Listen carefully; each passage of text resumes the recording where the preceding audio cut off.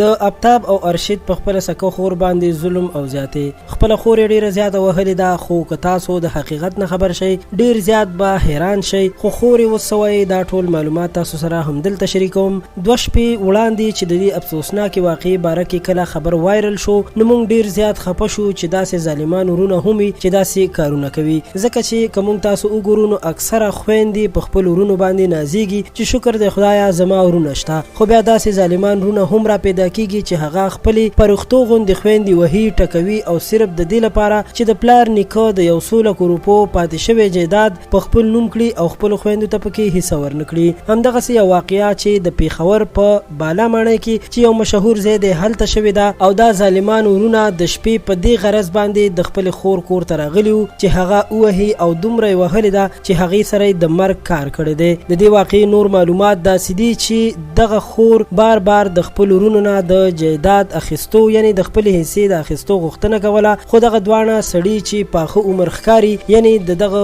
جینۍ مشران رونه ښکاري او دوی هم ودونه کړي دي، بچي دي، نو نه یې غوښتل چې د خپل پلار دغه حصه خپلې خور ته ورکړي او کیدای شي دوی ته دغه د خپلو بچو حق ښکارېدو، خو دغه هیڅکله هم د دوی د خپلو بچو حق نه و، بلکې دا د دې جینۍ یعنی د دې ښځې خپل حق و چې د دوی نه یې غوښتو، ځکه چې دا د مور پلار حصه وه او مور پلار چې کله خپلو بچو ته حصه ورکوي نو ورونه یې هیڅکله هم هغه نشي منې کولی. خو دې ظالمان ورونو خپلې خور سره داسې کار وکړو نو الله تعالی هم دوی ډېر زیات وشرمول، ځکه چې دې خور د دغه ورونو نه ویډیو کړې وه او دا معامله یو ځل نه بیا شوې ده، ځکه یې خور مجبوره شوې او د خپل ورونو د دغه پټ راز نه یې پرده پورته کړې ده او دوی ټولې دنیا ته وښودل چې زما ورونه ما سره داسې کارونه کوي. د خیبر پښتونخوا درانه پښتانه او په ټوله نړۍ کې پښتنو چې کله دا ویډیو کتلې ده نو هغوی غږ اوچت کړی دی او ویلي دي چې دې ظالمانو ته د سخته سزا ورکړي. بیا د خیبر پښتونخوا پولیسو هم ډېر ښه ګام اوچت کړی دی، دغه دواړه ظالمان یې زر تر زره نیولي دي او